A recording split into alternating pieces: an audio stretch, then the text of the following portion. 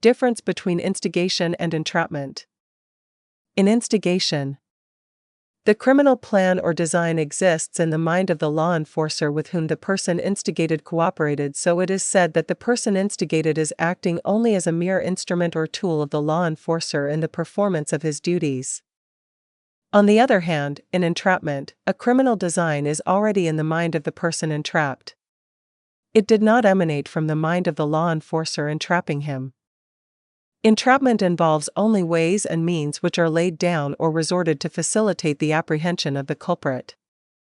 The element which makes instigation an absolutary cause is the lack of criminal intent as an element of voluntariness. If the instigator is a law enforcer, the person instigated cannot be criminally liable, because it is the law enforcer who planted that criminal mind in him to commit the crime, without which he would not have been a criminal. If the instigator is not a law enforcer, both will be criminally liable. You cannot have a case of instigation. In instigation, the private citizen only cooperates with the law enforcer to a point when the private citizen, upon instigation of the law enforcer, incriminates himself. It would be contrary to public policy to prosecute a citizen who only cooperated with the law enforcer.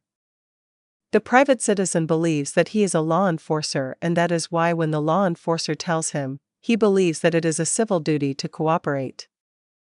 If the person instigated does not know that the person is instigating him is a law enforcer, or he knows him to be not a law enforcer, this is not a case of instigation. This is a case of inducement. Both will be criminally liable.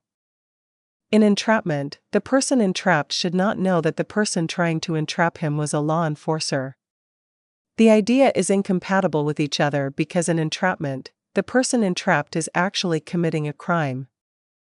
The officer who entrapped him only lays down ways and means to have evidence of the commission of the crime, but even without those ways and means, the person entrapped is actually engaged in a violation of the law.